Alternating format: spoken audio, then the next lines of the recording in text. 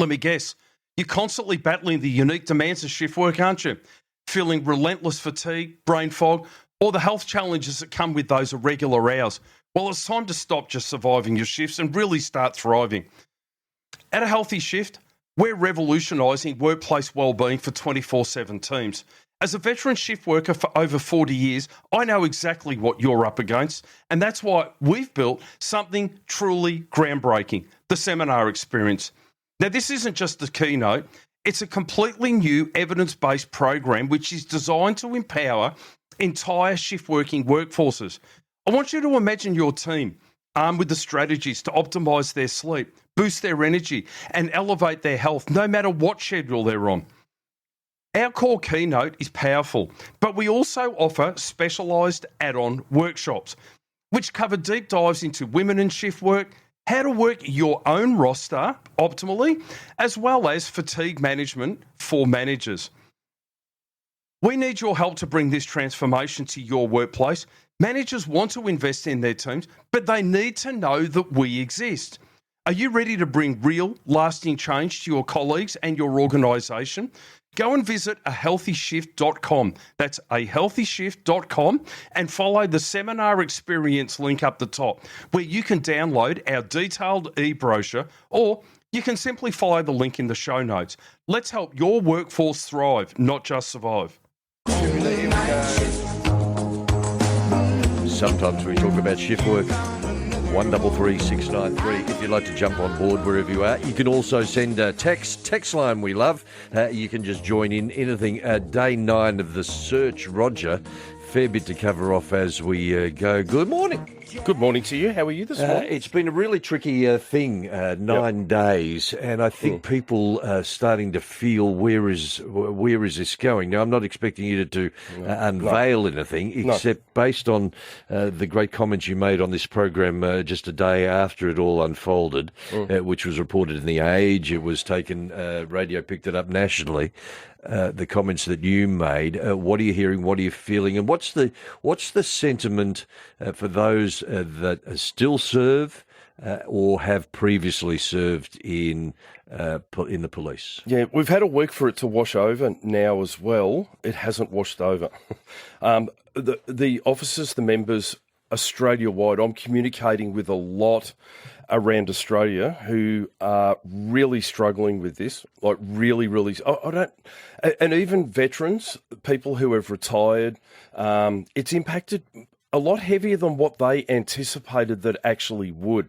And I think one of the biggest issues that we have at the moment is there's still absolutely no closure on it at all, like no arrest, not been found, not been heard of. There's nothing going on. Now, admittedly, we don't know what the police investigation is handling at the moment, and I want to be very clear on that. I'm not representing and I don't know.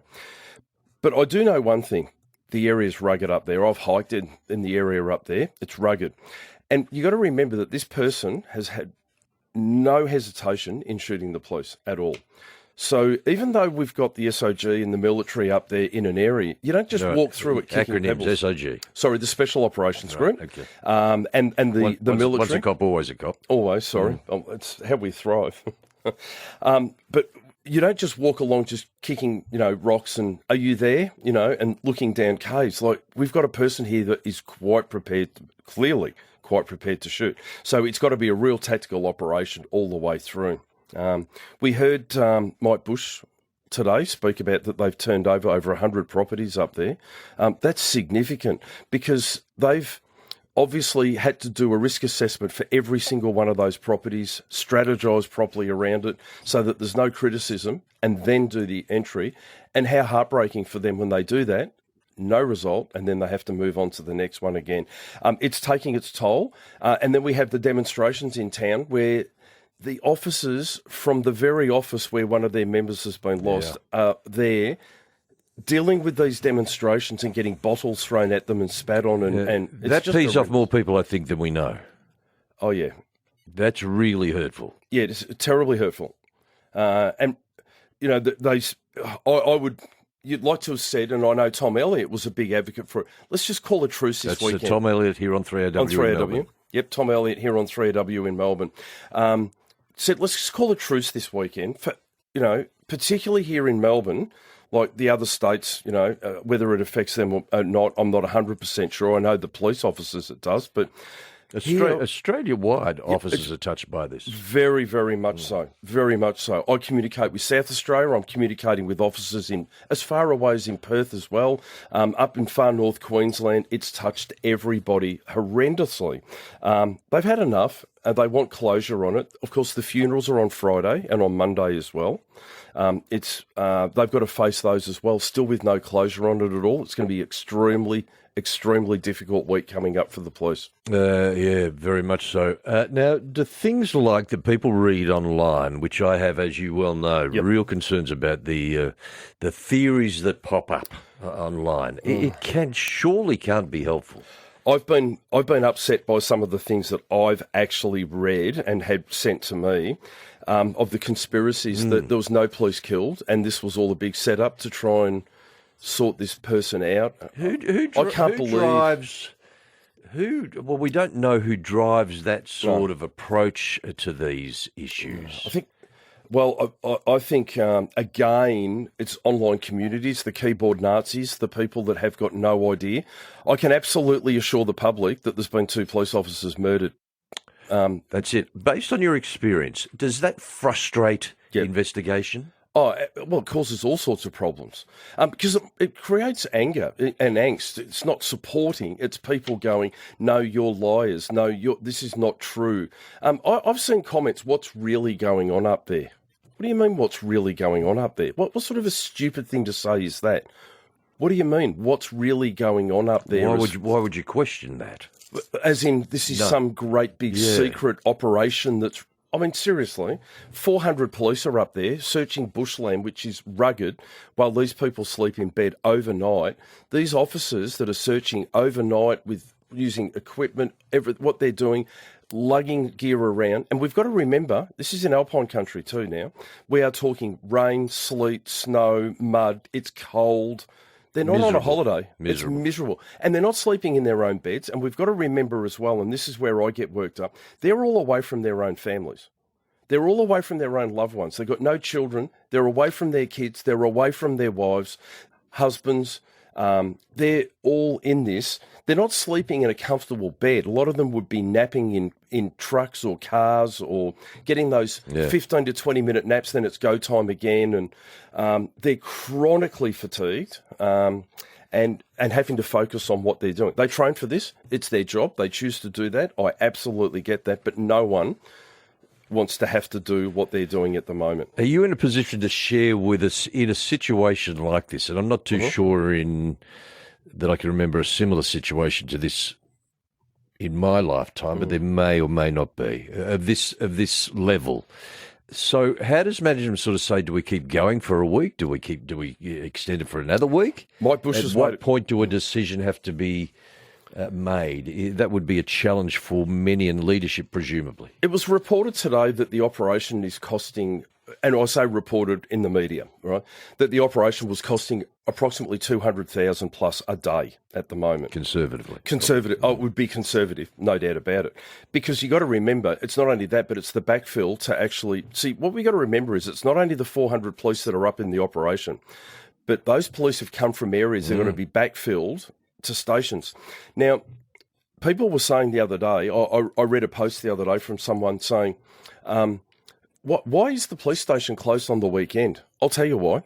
Because there's 400 police up in Pohunka, and then we've got demonstrations in the city, and there's only so many police officers that can actually cover these things.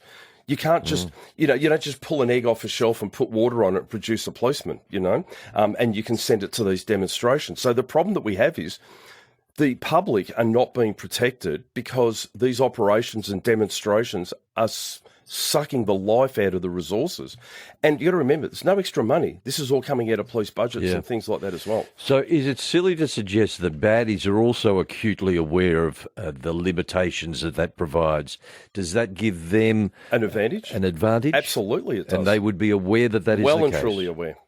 You'd be well and truly aware that the police are on their knees at the moment and cashing in on that as well. That's scary. For God's sake, what were people doing insulting members and raising the murders at the demonstrations? Why would you be doing that? We'll do this, and then we'll take your calls. You might want to have your say. 133693, wherever you are, right around Australia. 133693 for Perth. 133882. Send a message should you choose to do that.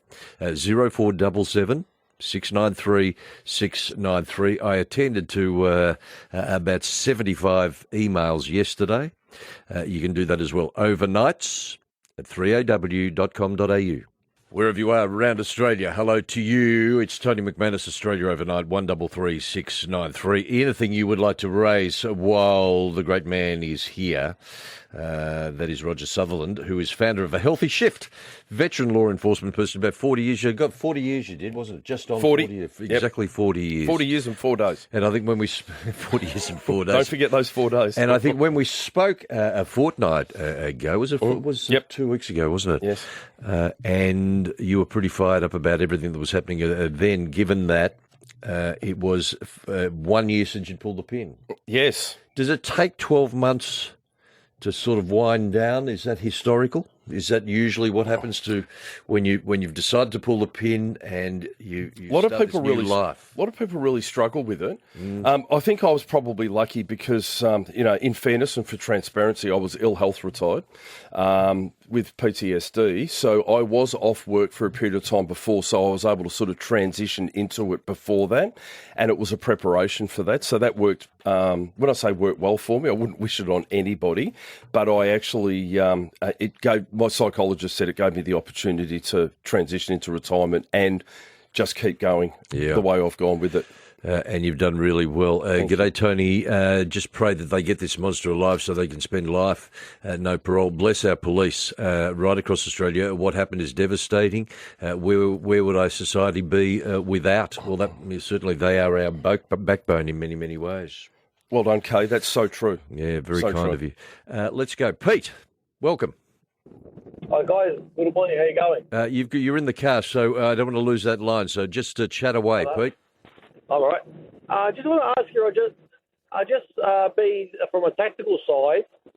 This happened a couple of years ago in Queensland with these people who are so-called sovereign people who don't follow the law and that. Just wondering, why were these guys, the cop guys, I'm not saying the way I approached the situation, why weren't they more in the tactical side of the coppers going into asking this guy for his warrant instead of, because I heard one of the constables, the young guy, wasn't sort of saying kill the officer or something, and he was up there just on work relief for another person. Just wondering why wasn't more tactical wise. Why, for tactical people, more tactical people going into this guy with his past history, with not following. Yeah, it's a good the point. law It's a great point, and the level of the warrant will obviously be broken down when it comes time. There are different levels of warrant. The first one is basically just a knock on the door. Excuse me, Tony Mack, we've got a warrant for your arrest. You better come with us. That's the level, level 1, then a level 2 might be more tactical, and level 3 is the highest, where you might go with the SOG, the Special Operations Group, or the CERT teams, or things like that.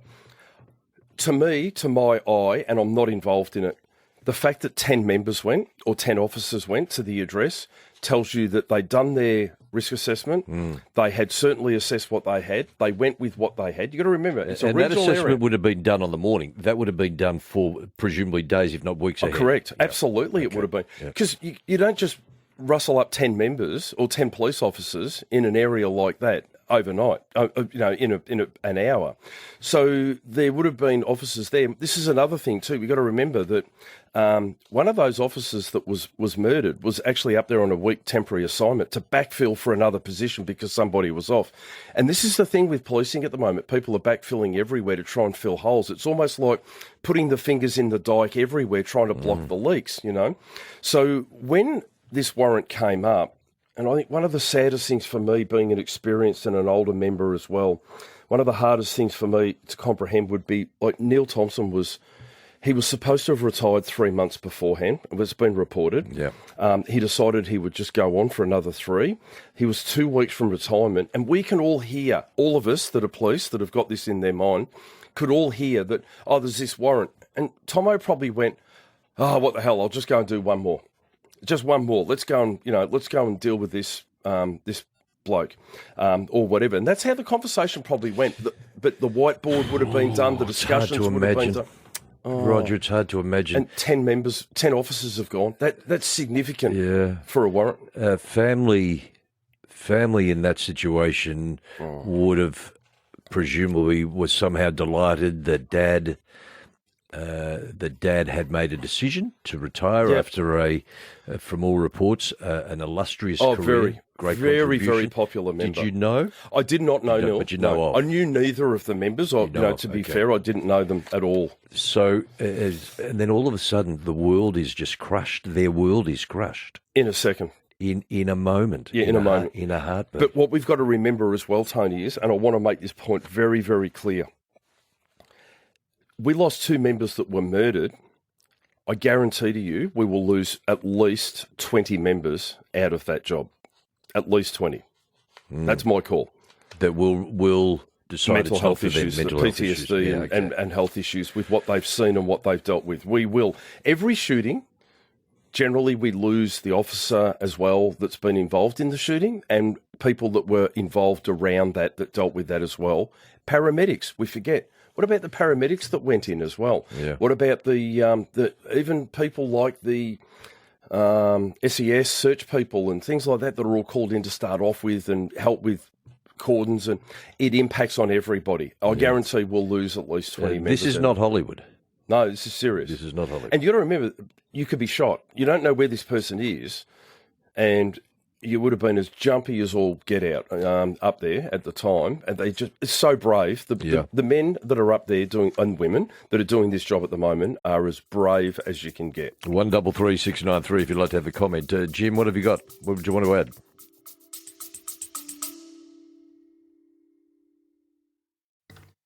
A quick pause from today's topic for something vital for every shift worker. That's right, that's you. Now, you know the relentless grind, constant fatigue, struggles with sleep, and that feeling your energy just isn't where it should be. And this is a common story in 24/7 roles, but it just doesn't have to be your workforces. At A Healthy Shift, I've combined 4 decades of frontline experience with cutting-edge science to create the seminar experience. Now, this isn't just a basic workshop. It's a comprehensive, game-changing program that is built to give entire workforces actionable strategies that they need to truly master their well-being on any schedule. And they're implemented immediately. Now, beyond the powerful core keynote, I offer specialised add-on workshops which dive deep into women and shift work, fatigue management, and how to work your own roster. Now, these tools empower your colleagues to thrive, improve performance, and boost their health, helping your organisation to retain valuable staff. Now, if you believe your workforce deserves better, speak up, because your managers won't know about this vital resource. Click the link in the show notes, download the e-brochure, and put it up the line. Invest in your team's most valuable asset, their health. Good morning, Tony, Roger and Jackson.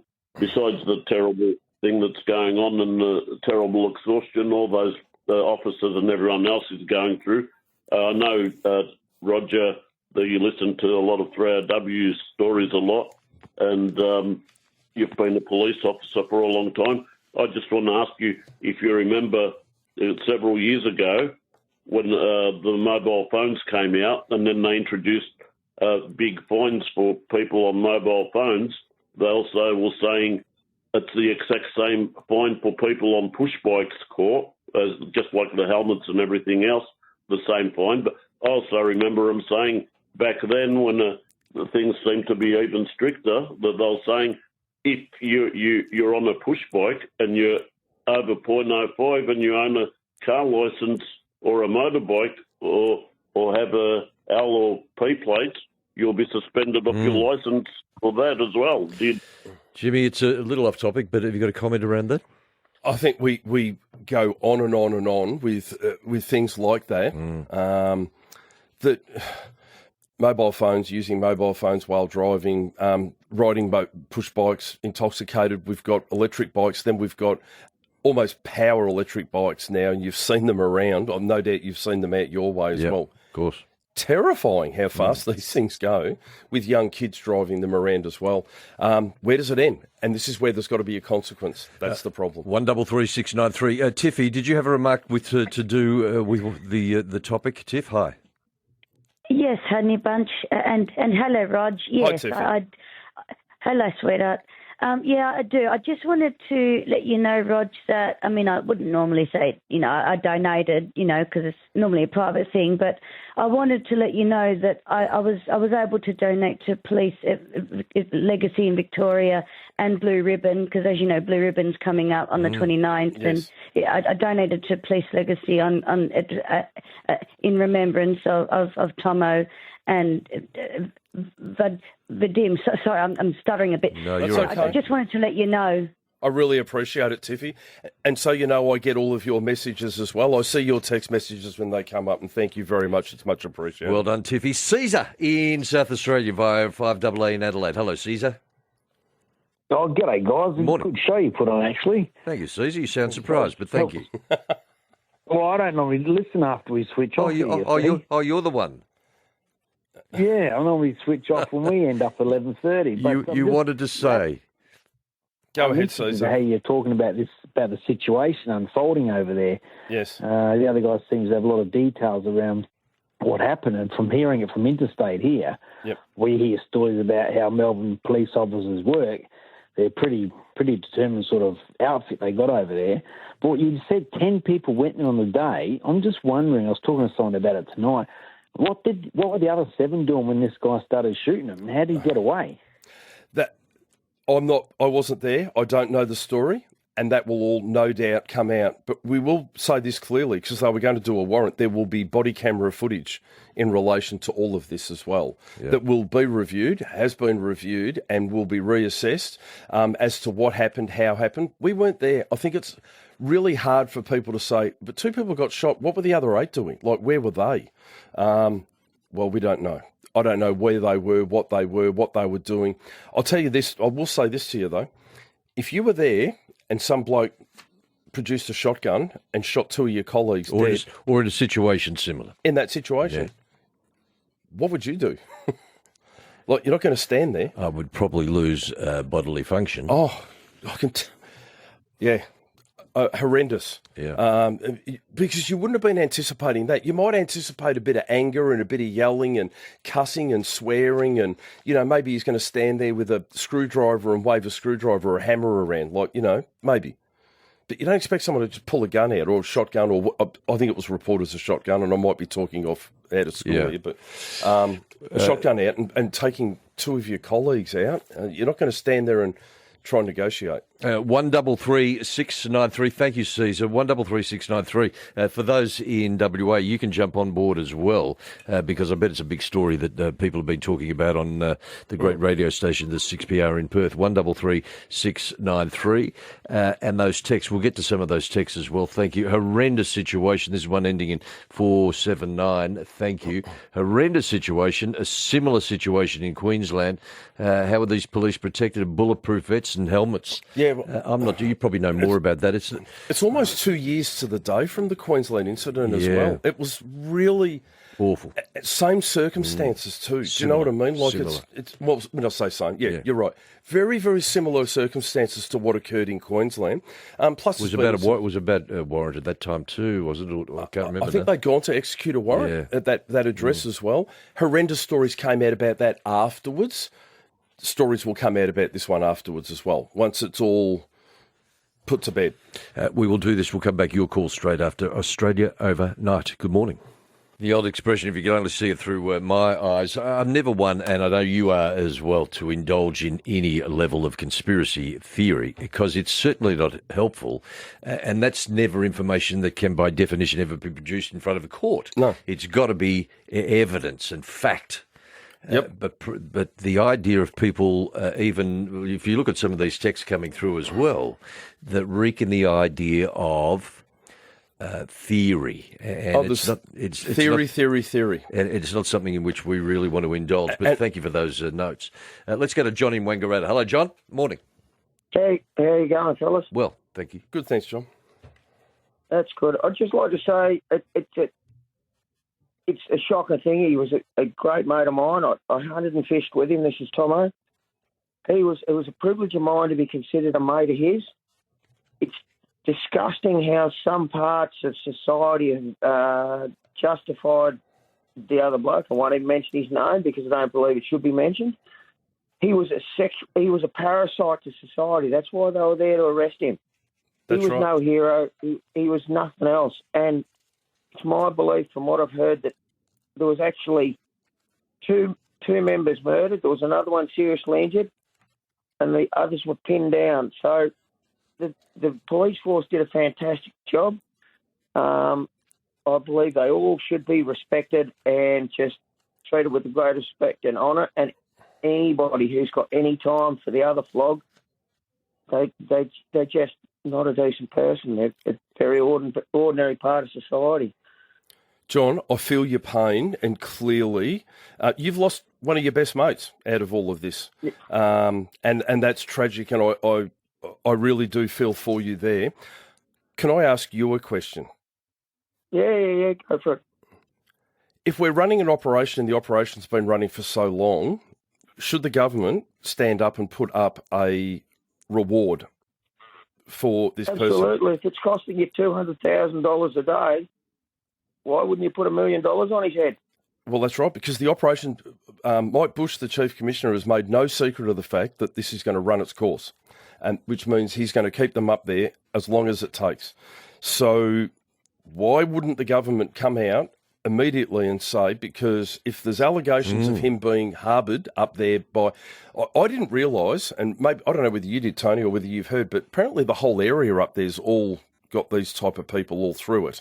And this is a concern and a problem for the police as well, because are people, this network of whatever they are they harbouring him, looking after him, protecting him? Well, I think we've got to be a bit careful, but I think the Commissioner made that point, that the assertion is it's something at which we are looking very seriously. Correct. As a possibility. Without knowing. Yeah. But if he's so anti-government, so anti-everything, wasn't he receiving welfare from that government that he wasn't?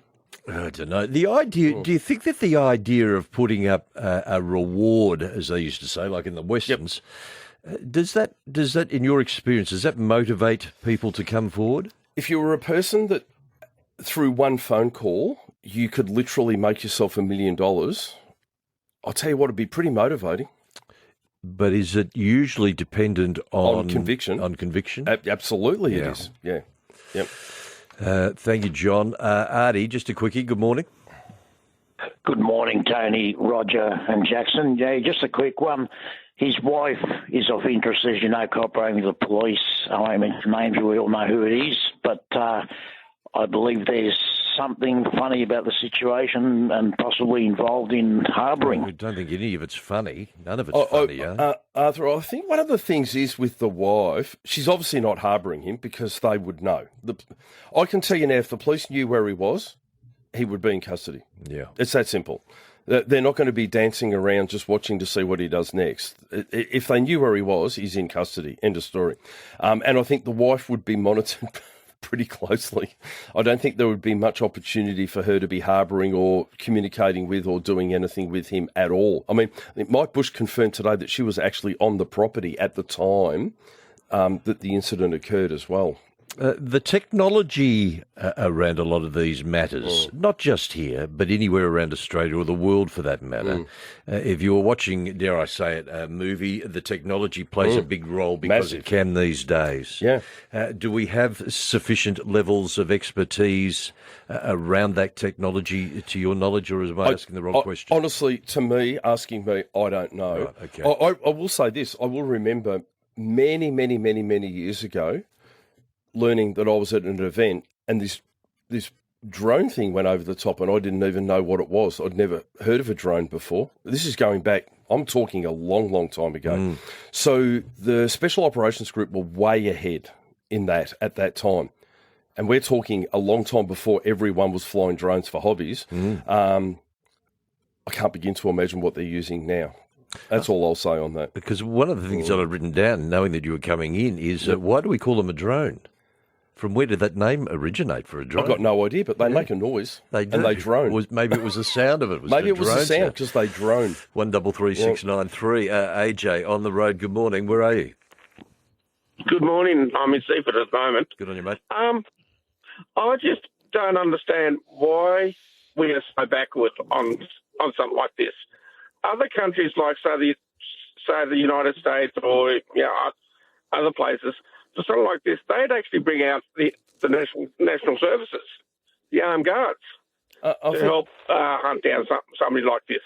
AJ, I'm going to defend the police on this one, and I've seen this written in many, many places, I want people to understand that our Special Operations Group, or the Victoria Police Special Operations Group... Highly trained, highly skilled. Are next level trained. They train... People have said, why aren't the SAS in here? Well, our Special Operations Group train with the SAS. They train worldwide. They are up there with the elite of the elitist in the world. It's just that they work for Victoria Police and they love doing what they do. They love doing what they do. Training is something that they do every single day. If I can just relay a story, I remember seeing a Special Operations Group member once, going back many, many years ago, training and tumbling into water, reloading underwater and coming back out of the water and thinking, oh, God, I can't say wanker, but you know what I mean? Like you can. I remember thinking weird, but I happen to know when they went after Butterley and Gibb in the bush after they'd broken out of the remand centre here in Melbourne, and they went off after them in the bush, one of the SOG members literally tumbled into the water, reloaded underwater, and came out shooting. Wow. Right? That's why they train to do that sort of thing. So we are talking the elite of the elitists. So while we look at them and we go, oh, wanker, do you know what I mean? They are training for muscle memory for when they need to be able to do these things. They have... How are they selected, Rog? Or do they put their hands up? Oh, no, they put their hands up, and some people are selected for it. But, there's a lot of reasons why they are selected. A lot of the SOG boys have got, like, military backgrounds or may have joined on the back of military backgrounds. Training. Some don't, but they have this ability to be able to turn the off switch on in their head that turns off pain in their bodies, and they just go. I've seen them do some, because I was at the doggies for 17 years, I've seen, before they had their own dogs, I've seen the SOG do some things that I just didn't think were possible in endurance and exercise, and the way they put them through the courses. We are talking, and I want people to be really clear and understand this, we're talking the elite of the elite. Our Special Operations Group here in Melbourne is the Counter-Terrorism Squad for Australia. They are the elite with SAS. I think I've made that point. They're elite. You've done it. You've done it beautifully. So when people say, oh, why aren't the military in? The military have been there since the incident occurred because the Special Operations Group are military. Well spoken. You mentioned the time that you spent with the dogs, and you were at an event, am I allowed to say that? You were at an event recently supporting and celebrating and acknowledging the work that you and many others have done with dogs over the years. It's coming up in, I've been invited to. I beg your pardon. I thought I saw a picture recently. Forgive me. The Police Dog Squad are celebrating their 50th anniversary this year, believe it or not. And it's going to be held out at the Dog Training Centre in October. And I've been invited to go along. I'm truly humbled that I've been invited to go to this event because to go as an ex-handler, it was 17 years of my life there. So it's quite exciting to go back and celebrate the 50th anniversary of the dog. How many dogs did you have over that time? I had 5 over that time for myself because I had one that only lasted about 2 years. It had autoimmune disease and it had to be put down. Then I had another one that I trained up, which was a lot older, that I only had for 3 years. Then I had another one that I trained and had for 5 years for quite an extended period. Fantastic dog. Then I had another one that I had for a few years, worked it overnight and put it away in the kennel at 4 o'clock in the morning when I got home. And I remember my wife come running into the room screaming that the dog had died in the kennel overnight, and it got bloat, which is has a gastric torsion where the stomach flips and it blows up. So that happened, and then I had my boy Ink at the end, who was a tremendous dog as well. What do you call it? Ink, I-N-K? I-N-K. Can you guess why? No. Yeah, because he was absolutely jet black from the tip of his nose to the tip of his tail. Ink. So he was Isn't Ink. that a fantastic name? Ink. Peter Ink. Yep. Well done, three. Well done, you. 133693 is our telephone number. It is Australia Overnight. Tony Mack, Roger Sutherland is here. Come and join us the other side. Wherever you are, Roger Sutherland is here from A Healthy Shift, former police officer, 40 years in the job, retired now 12 months, and is a regular contributor to the year program, Australia Overnight. 133693. Lots of the word drone originally described as a male honey bee. Is that the origin of it? Thank you, Dr. John. Brings us up to date. We made the point, the relationship between SAS. I don't think, well, you clarified that because one in particular has questioned the idea of the relationship between SAS and SOG. I was quite clear that I said they train with the SAS. Yeah. And you know why? So they learn from the SAS. Exactly so right. let me just say that quite clearly. Yeah. The SAS are the be-all and end-all. Yeah. And our Special Operations Group go and train with them to learn from them. So that's what I've said there, to be quite clear. And are they at the level of the SAS? No, that's why they go there to train and learn from them. Laz, you wanted to say in Guildford, morning. Tony, how you going, mate? Well.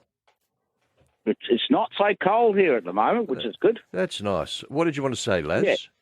Okay, mate. Talk about the SAS. Now, I've done a lot of trekking, and you know the Stirling Ranges, don't you, Tony? Sure, beautiful. Yeah. There's 5 peaks there along one of the main mountain ranges, and I used to go down with my mates, and we do the Ridgetop Trail, and it'll take us 48 hours. Sure. And then we're out there doing the Ridgetop Trail. We'd have to sleep overnight in a cave or whatever. And there's these 2 guys running down, and we saw them back at base camp that night. They did it. It took us 48 hours. They did it in 8 hours. Yeah, wow.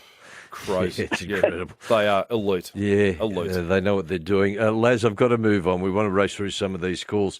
Sandra, you wanted to make a comment?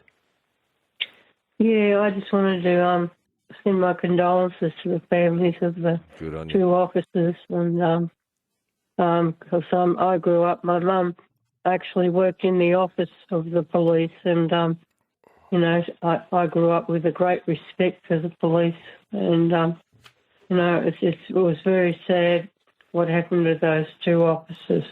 Yeah. See, this is where the police family, Tony. Sandra's mum worked in a police office. She becomes part of the police family. Yeah. She feels, she sees. Connected. She connected. And this is what I was saying to you on the phone the other morning afterwards. People don't get it unless you've been part of that family. And if you've been part of that family, and connected is a great word too, because once you are in and you're part of that connection is there forever and it never goes. And even after you leave, after years or even after a short period of time, there is always that connection. It can never be dismantled. No, it's never dismantled. Bronnie, hello in South Yarra.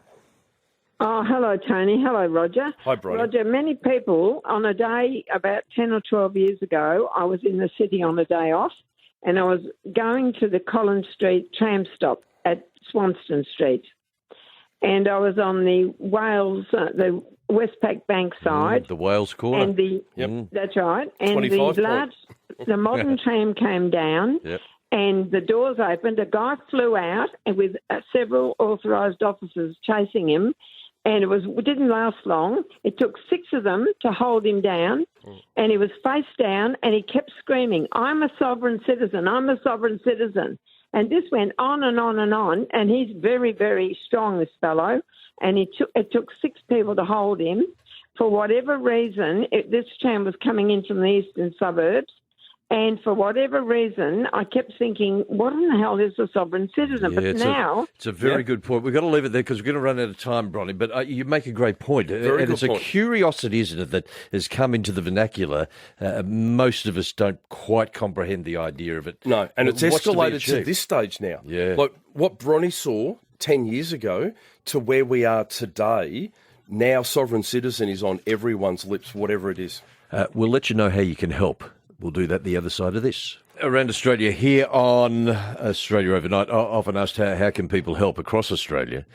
You can have a look at Blue Ribbon Day not far away. Yes, 29th September. And Police Legacy really goes to families for now and forever for a lot of people that lose officers. Yeah, and they've set up a fund that anyone that donates to this particular fund in Legacy goes directly to these two families, not just into Police Legacy as well.